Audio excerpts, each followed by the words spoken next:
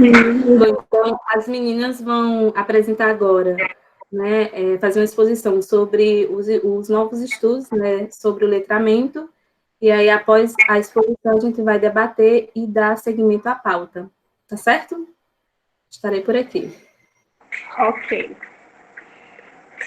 Como a Aline já citou, né, o título do artigo, do texto que a gente vai apresentar hoje, os novos estudos sobre o letramento de Bryan Street.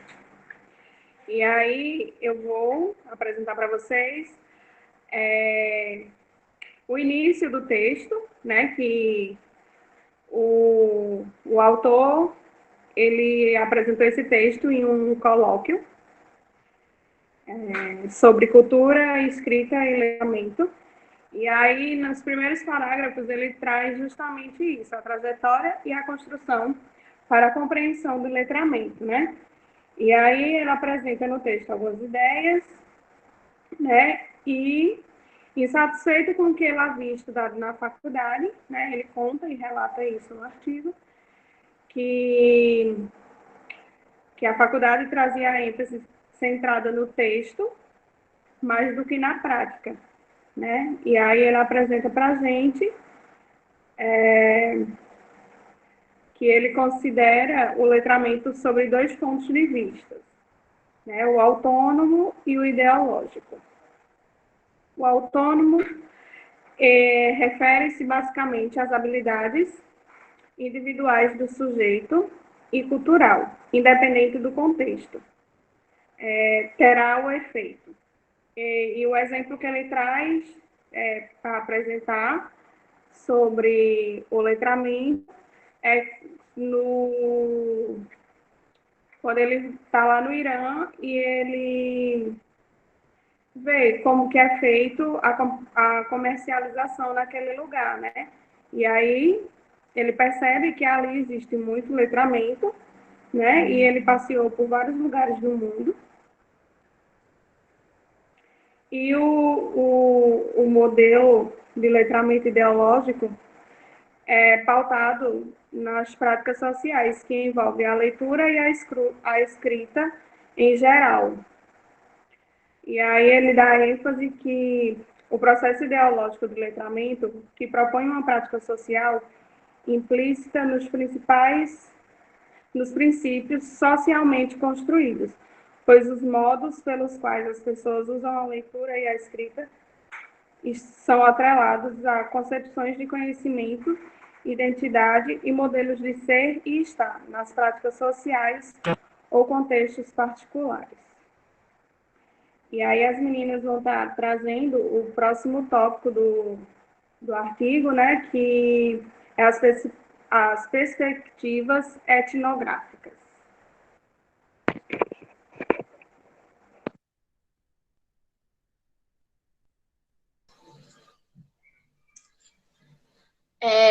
Boa noite a todos e a todas. Estão me ouvindo direitinho? Como o Jamil já falou, e está no tópico aí, eu vou falar sobre as perspectivas etnográficas. E antes de dar uma introdução, falar o que é, dar o conceito básico, eu vou ler aqui uma história que o autor traz. Se eu falar muito rápido, se vocês não entenderem, então eu peço que vocês digam, Franciano, não estou entendendo, tá? Mas eu vou tentar ser o mais claro possível. A história é A Tartaruga e os Peixes. Era uma vez uma tartaruga que vivia no lago, com um grupo de peixes. Um dia, a tartaruga foi dar uma volta em terra seca. Ela ficou longe do lago por algumas semanas. Quando voltou, se encontrou com alguns peixes. Os peixes perguntaram: Senhora tartaruga, como vai? Faz algumas semanas que não a vimos. Por onde tem andado? Eu estava passando tempo em terra seca. Os peixes ficaram perplexos e perguntaram: Em terra seca? De que a senhora está falando? Essa terra seca é molhada? A tartaruga respondeu: Não, não é. Lá é fresco. Aí os peixes, lá é fresco? A tartaruga, não, não é. Tem ondas? A tartaruga, não tem. Lá se pode nadar? A tartaruga, não, não pode. Os peixes disseram, não é molhada, não é fresco, não tem ondas, não se pode nadar. Portanto, essa terra seca de que a senhora está falando não deve existir. É uma coisa da sua imaginação, não é real. A tartaruga disse, pode ser. Aí, então, os peixes decidiram dar a volta na terra seca. Os peixes disseram para a tartaruga, não nos diga o que não é, nos diga o que é. A tartaruga respondeu, não consigo, não tenho uma língua para descrever isso. Terminando essa história, agora eu vou dar início falando sobre o que é etnografia, né? Seu foco do estudo da etnografia é estudar a cultura e o comportamento de determinados grupos sociais. Só que Bradstreet ele vai trazer para o letramento alguns pontos, e eu vou falar para vocês sobre esses pontos. Estamos acostumados só com a nossa cultura, o nosso modo de falar, os nossos comportamentos. Então, quando viajamos para determinados locais, sempre procuramos coisas que tem na nossa cidade. Vou dar um exemplo. Aqui na nossa cidade, a gente come determinadas comidas. Então, quando vamos para São Paulo, então chegamos lá, a gente quer perguntar, tem essa comida? Então, a gente está apta a só a nossa cultura. E quando a gente vai para outro lugar, de uma certa forma, a gente quer que essa comida tenha nesse lugar. E geralmente não tem, é outra cultura, outro modo de comer, outras comidas típicas. É basicamente isso. Vou para outro tópico.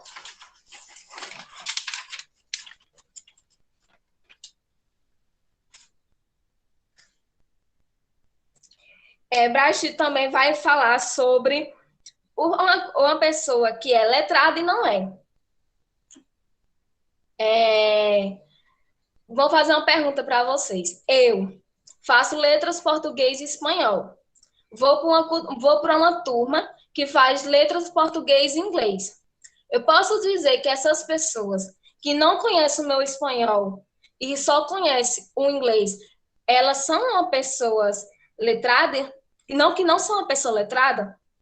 Então, o Bradstreet vai trazer isso. Porque a gente sempre está acostumado com dizer assim, essa pessoa não é letrada porque não faz parte do meu conhecimento. E queremos impor esse nosso conhecimento, a nossa linguagem a esse povo, entendeu? Outra coisa que ele traz, que é a parte bem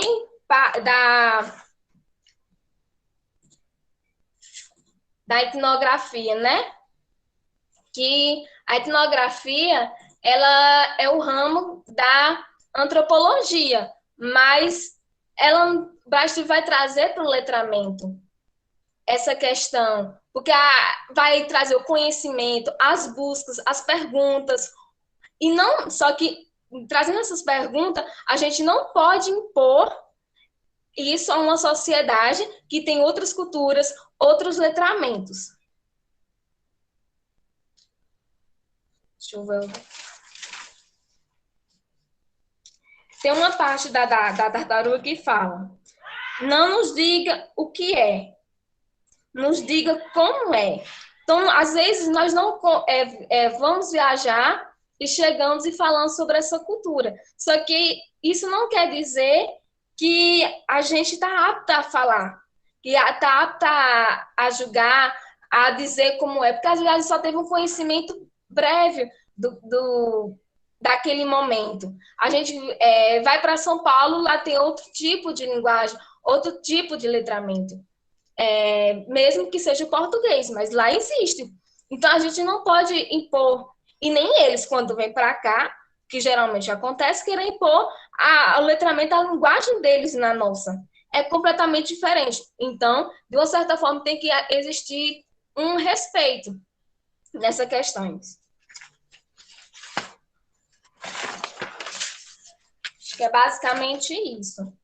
Vou passar a vez para a Vanessa.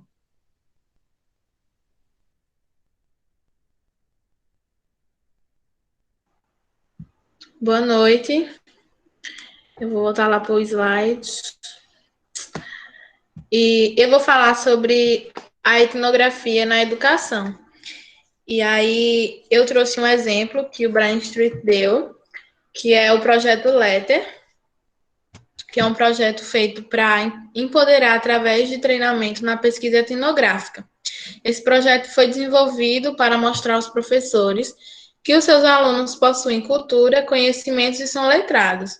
E aí ele traz um exemplo desse projeto que foi desenvolvido na Índia. Ele desenvolve em outros lugares, mas ele trouxe o exemplo na Índia, num vilarejo da Índia.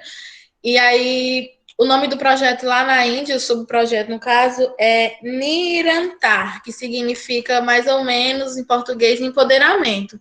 E era um projeto de alfabetização para mulheres pobres, né, desse vilarejo. E aí eles desenvolveram um projeto, só que começou a desandar, porque as mulheres que estavam indo dar aula, elas estavam tratando essas mulheres que eram as alunas como burras, como ignorantes, como sujas, e ele traz até o termo Dalit para essas mulheres, né? Só que não se aprofunda muito nessa questão das castas, lá eles que preferem não falar, não chamar elas de Dalit. Eu também não preferi, porque é um termo bem pesado, né? Intocável, e aí por isso que eu chamei de pobres, mas enfim, aí essas mulheres, essas que sabiam das coisas, né? Estavam chegando lá e desmerecendo os conhecimentos dessas alunas. E aí, o que aconteceu? Ele pensou, a gente não pode simplesmente chegar para esses professores e dizerem como vocês devem fazer isso e isso. A gente tem que mostrar a elas o que talvez, a elas no caso, né? O que talvez elas possam fazer para que o projeto aconteça de uma maneira legal. E aí ele criou uma ação e chamou uns etnógrafos para acompanhar essas professoras. E a ação era a seguinte: ele dividiu o grupo de professores, se eu não me engano, foi em trio, e elas iam passando de casa em casa e iriam perguntar para essas pessoas das casas, para os donos da casa, né, no caso, o que tinha de escrita nessa casa. E aí essas pessoas foram, né?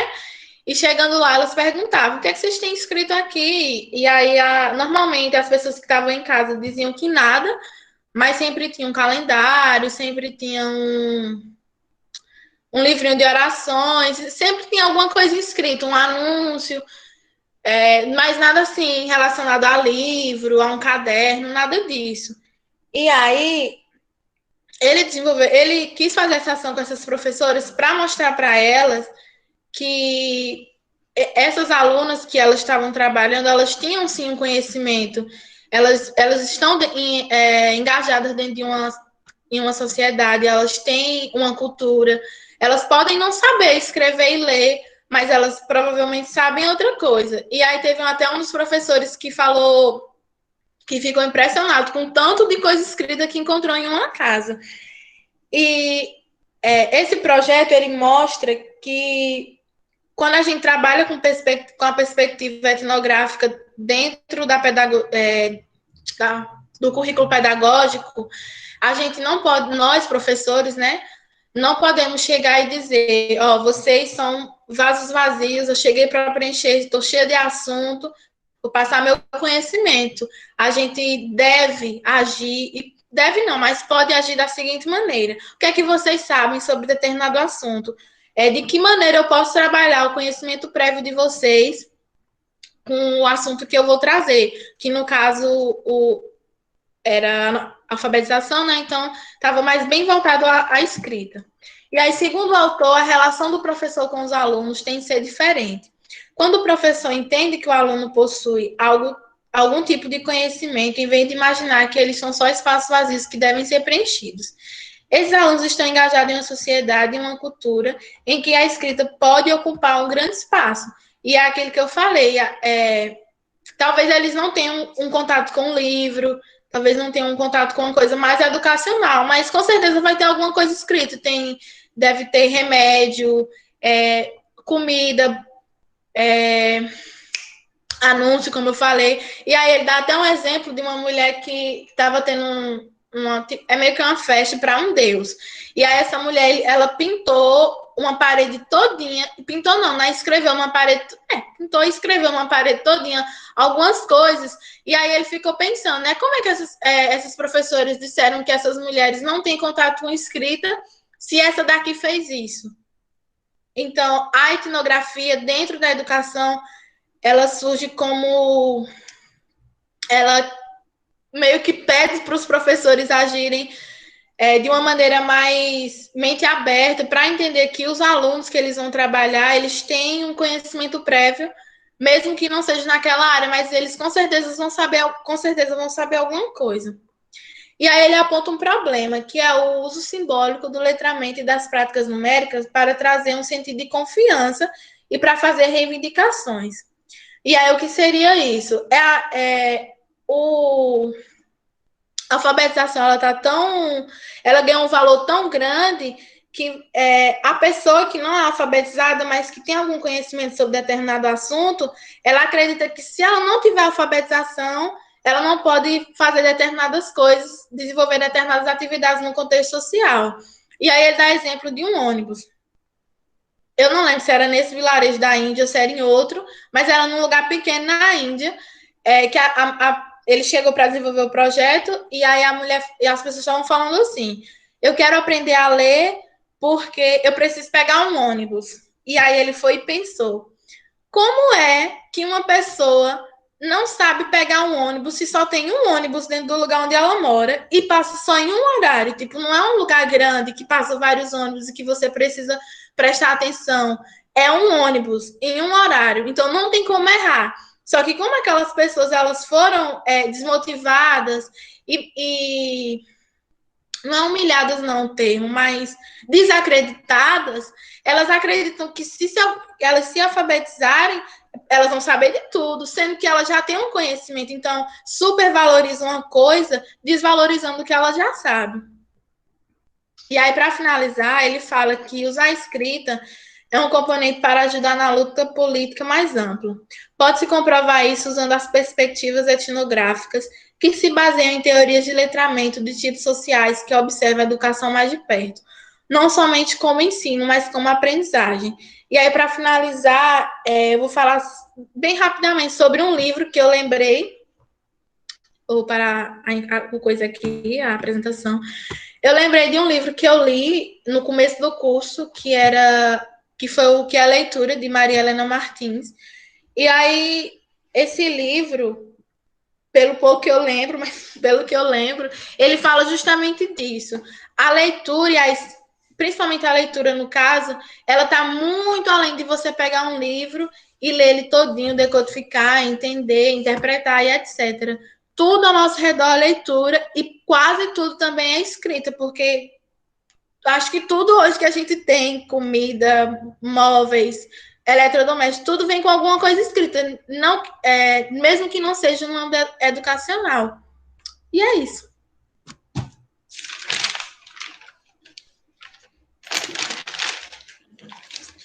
Oi, meninas, obrigada. Isso que vocês trazem é bem importante, inclusive para a gente vincular com o nosso projeto de extensão, né, com as atividades que a gente desenvolve aqui. Essa perspectiva de letramento, ela é bem recente, né, mas o conteúdo é bem profundo. Mais ou menos ali nos anos 80, né, onde estava ocorrendo um debate, né, sobre os altos índices de analfabetismo. Os estudiosos, né, os teóricos estavam procurando, né, uma forma que o ensino ele fosse efetivo, né? Então estavam se buscando uma perspectiva de alfabetização, só que não poderia centrar apenas do ponto de vista cognitivo, né? Precisaria de uma relação com a realidade do aluno. Então se chega nessa concepção de letramento, e aí o que acho que foi a Jamile falou no início, né, quando o Braille Street traz, né, as duas perspectivas de letramento, né, o ideológico e o autônomo e o ideológico, né, e o ideológico, ele é bem interessante, porque ele vai dizer que a gente vive numa sociedade que é carregada, né, de significados e que isso tem um peso, né, no processo de letramento.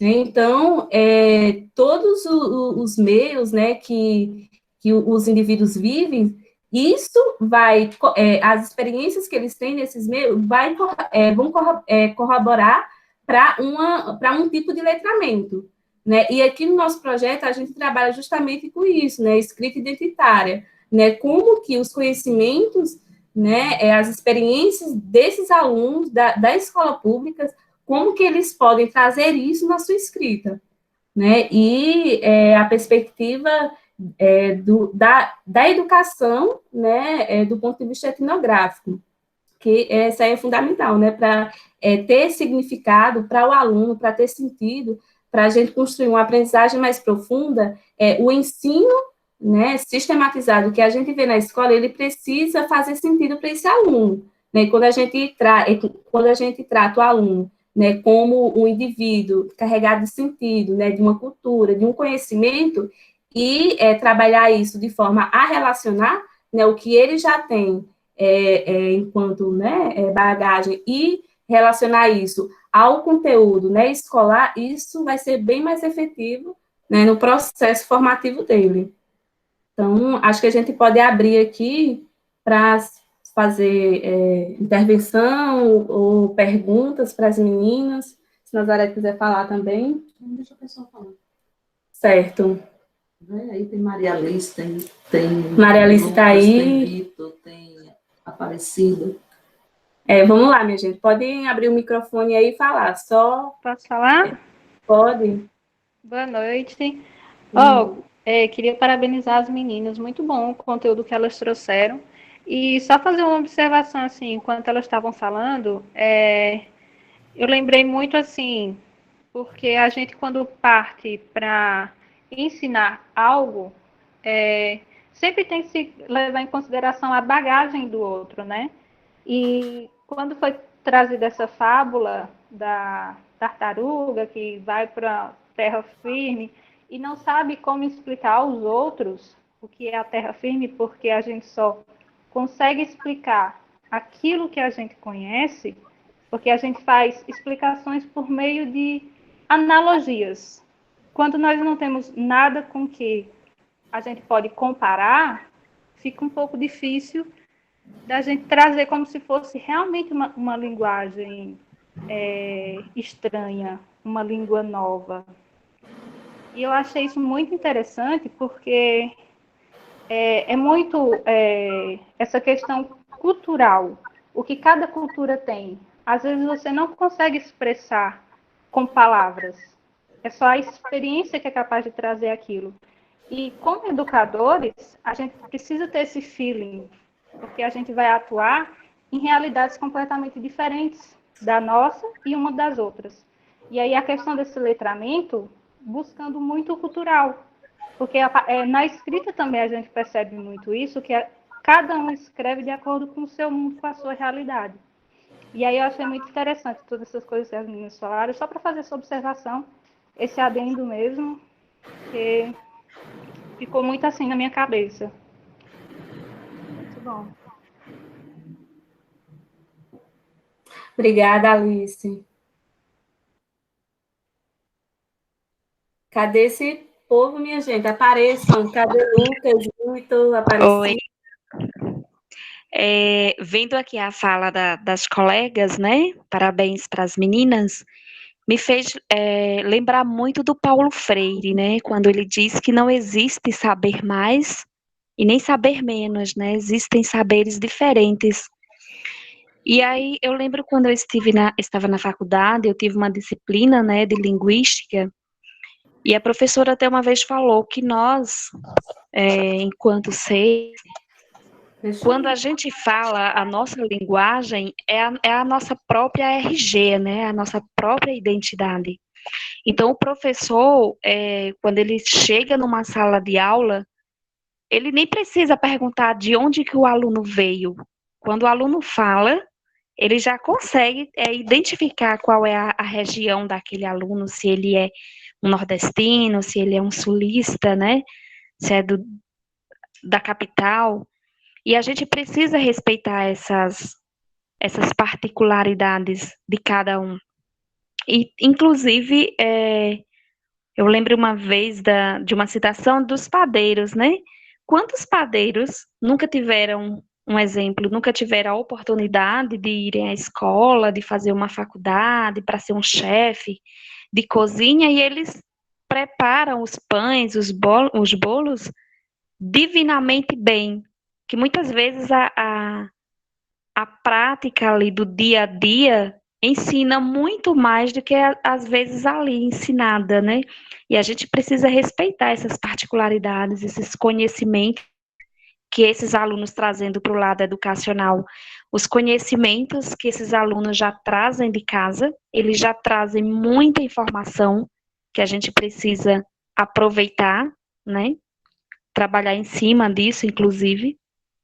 E é isso. Achei interessante, bem interessante a temática delas.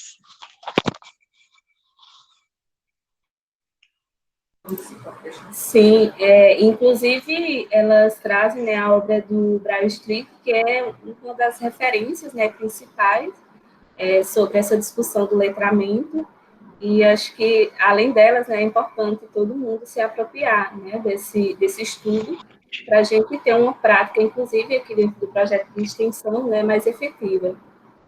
Tentando sempre aproveitar ao máximo, né, essa carga de conhecimento que os alunos, né, da escola pública eles têm.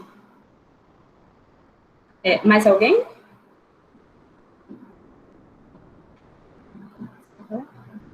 Só parabenizar as meninas. Meninas querem falar alguma coisa? Hoje eu só estou de escuta, viu, gente? Até porque estou com minha gengiva aqui dolorida. Mas parabenizar as três. Fizeram bem direitinho o dever de casa.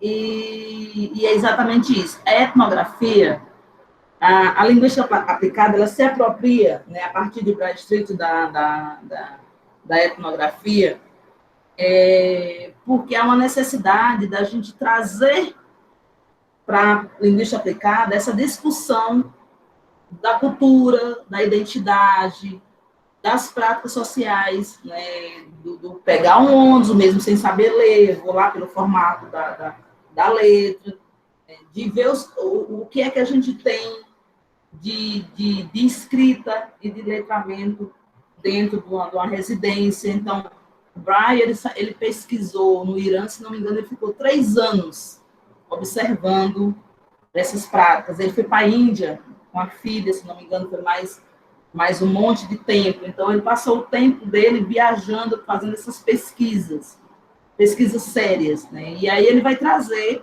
a etnografia, que é do campo da cultura, que é do campo da antropologia, né? O Levi-Strauss vai tratar isso muito bem, ele é antropólogo e linguística estrutural, e a linguística aplicada faz uso dessa perspectiva de pesquisa muito bem. A gente pode utilizar, inclusive, nas pesquisas nossas aplicadas. Não a etnografia, mas o cunho etnográfico, a perspectiva do letramento nessa pegada da etnografia. Ok? Mas o foco mais é nas práticas mesmo de letramento. Parabéns, meninas. E depois vocês me mandam o fichamento, tá? A Aline vai dar continuidade na pauta, ok? Alguém tem mais alguma pergunta a fazer? Se não, a gente tem...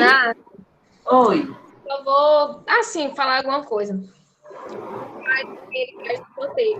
A gente tem que dar a perspectiva de letrado e não letrado. Começar a trabalhar esse não que acontece nas escolas. Porque ainda existe, de uma certa forma, muito preconceito e uma perspectiva muito errada em questão disso. Às vezes, a gente sai do ensino médio com a perspectiva muito errada. E a gente que estuda letra, a gente pode começar a estudar e entender melhor. Mas quem não tem essa oportunidade? E, às vezes, as pessoas que têm a oportunidade de conhecer não querem demonstrar. Às vezes, tem pessoas que querem se sentir superior a algumas coisas.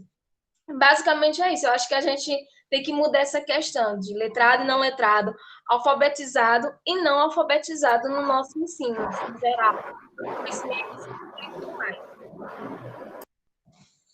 Principalmente a questão dos níveis de letramento. Né? Alfabetizar é uma responsabilidade da escola? É sim. Agora, dizer, nível de letramento, fulano é letrado, Beltrano é letrado. A gente tem processos de letramento. Ninguém chegou no nível de letramento máximo. Se chegou, pode entrar no caixão e ficar lá, porque já não tem mais nada para aprender. Não é melhor nem correr risco de fazer mais alguma coisa, porque vai aprender de novo. Então, assim, a gente tem processos de letramentos. E ele vai falar desses níveis. Cadê o livro dele? Ele vai falar desses níveis equivocadamente de letramento nesse outro livro aqui dele, Letramento Social.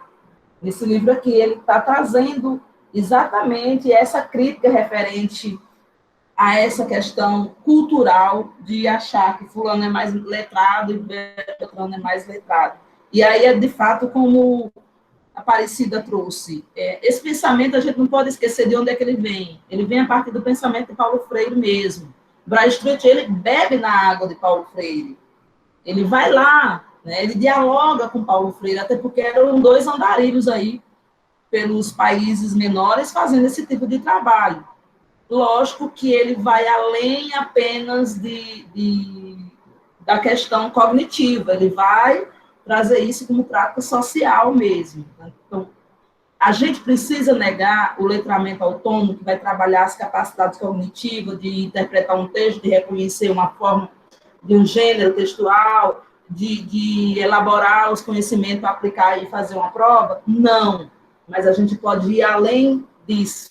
Isso que a gente está fazendo aqui no projeto de extensão, isso que vocês estão organizando aí para apresentar sábado, é um evento de letramento. Não tem como fugir, a gente pensar isso. E esse grupo, como a Lênia já colocou, tem tudo para trazer essa escrita com essa carga cultural, com essa carga identitária, coisas que ainda está pouco, ainda é pouco. Por quê? Não é o salário que vai estabelecer se você vai fazer isso ou não. Se você for pensar, a minha função enquanto educador chega só até aqui, porque eu só ganho X, você só vai fazer X. Né? Eu podia muito bem estar fazendo outras coisas e não estar com esse grupo semanalmente. Mas a gente pensa, e meu papel enquanto responsabilidade social? Então, aí eu posso sim fazer uma coisa além daquilo que está proposto no livro didático. É isso que Braille também propõe. Tá bom? Mais alguma coisa, Jamile? Alguém vai comentar para a gente partir para o próximo tópico? Só uma história que eu lembrei, bem rapidinho. O amigo do meu pai, ele tem um filho, que eu acho que ele já tem quase 18 anos. E ele estacionou na 5ª série, se eu não me engano. Estacionou, não sai de jeito nenhum. E aí a escola começou a acompanhar e ele tem um probleminha, assim, eu não sei se é déficit, eu não lembro direito o que é. Mas agora você sabe o que é ser um gênio em mexer em eletrodomésticos. O menino faz tudo. Tipo, ele não é um menino burro, no sentido assim, de não saber fazer nada. Ele não consegue se desenvolver na escola, mas em casa ele já fez até um paredão. Pegou um resto de caixa de som, uns fios, e eu fez esse paredão. Ele foi, tipo, o menino faz tudo, mas não se desenvolve na escola. E, tipo, vendo assim, agora como quase educadora, porque eu estou quase formada, eu acho que o problema está no jeito que estão planejando as coisas para essas crianças, porque é um menino que ele tem um potencial muito grande, mas a escola não está conseguindo chegar. Mas o menino é super desenrolado. Se você pode dar o que for para ele consertar, que ele conserta. É bem complexo isso aí, e vai acontecer muito mesmo isso. Tem aluno que tem uma habilidade muito grande em determinada situação e ele acaba também criando a afetividade, gostando do conhecimento, se ele gostar do professor que está trabalhando, que é outra coisa que eles não conseguem separar. Tem a questão da heterogeneidade, né, da escola, que isso é fantástico. né? Eu acho que a escola tem que ser heterogênea mesmo, só que o professor, às vezes, não consegue, ele faz um planejamento padrão e não observa as especificidades, né? Camila inclusive, está até fazendo uma crônica para sábado, e ela, desde o ano passado, que ela disse que vai fazer essa crônica, que é o menino que não lia. E é exatamente inspirada num colega de sala. Mas ou ele não lia por outro motivo, né? Não era não, Vitória?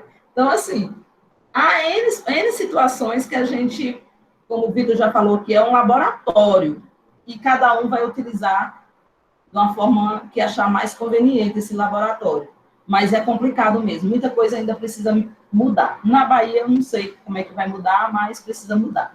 Tá, gente? Então, foi ótima a discussão de hoje. Eu vou interromper a gravação para a gente seguir com a nossa pauta interna, tá bom?